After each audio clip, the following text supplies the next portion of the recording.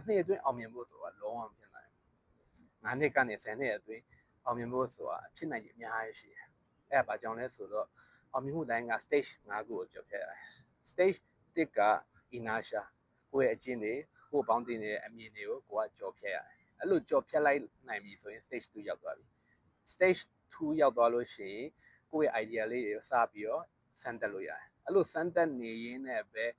ကိုကအမှားရအများကြီးလုပ်မိမယ်ကြာရှုံးမှုပေါ့အများကြီးကြုံရလိမ့်မယ်အဲ့လိုကြုံရလို့ရှိရင်ကြုံရတဲ့တိုင်းမှာကိုကအမြဲတမ်းတင်နေဖို့လိုတယ်တင်ရင်းနဲ့ပဲကိုကပိုပြီးမြင်လာလိမ့်မယ်မြင်လာရင်းနဲ့ပဲလမ်းကြောင်းတွေမြင်လာပြီဆိုရင်အဲ stage 3ရောက်သွားပြီအဲ့လို stage 3ရောက်တဲ့ချိန်ကြလို့ရှိရင်ကိုကအားကုန်စိုက်ပြီးတော့ကိုကစူးစမ်းလိုက်ရတယ်အဲ့လိုစူးစမ်းလိုက်ရင်းနဲ့တစ်နှစ်လောက်စူးစမ်းလိုက်လို့ရှိရင်ကိုရဲ့လိုချင်တဲ့ပန်းဖိုးပွင့်လေးတွေစပြီးမြင်ရလိမ့်မယ်အဲ့လိုမြင်ရတာနဲ့ကိုမိသားစုတွေကိုပေါင်းတင်တွေကို support လုပ်တဲ့လူတွေကကိုကိုပို့ပြီး support လုပ်လာလိမ့်မယ်ကိုလည်း confidence ပိုရှိလာလိမ့်မယ်အဲ့လိုရှိလာလို့ရှိရင်ကိုကပို့ပြီးတော့အောင်မြင်လာလိမ့်မယ်အဲ့လိုအောင်မြင်လာရင်းနဲ့ပဲ stage 5ရောက်သွားတယ် stage 5ရောက်တယ်ဆိုတာက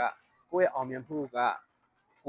ဝေပါစရာမလိုဘဲနဲ့ပဲသူ့အနေနဲ့သူလဲပတ်လာနိုင်တယ်အဲ့လိုလဲပတ်လာနိုင်တဲ့အချိန်ကြအောင်မှာကိုကတကယ်အောင်မြင်ပြီလို့ပြောလို့ရတယ်အဲ့လို stage တစ်ခုနဲ့ကြားကတစ်နှစ်လောက်ကိုအချိန်ပေးရတယ်အဲ့ခါကျတော့တစ်နှစ်2နှစ်လောက်အချိန်ပေးတဲ့ခါကျတော့9နှစ်ကနေ10နှစ်အတွင်းဆိုရင်အောင်မြင်ပန်းနိုင်ကိုရဖို့က chance အများကြီးရှိ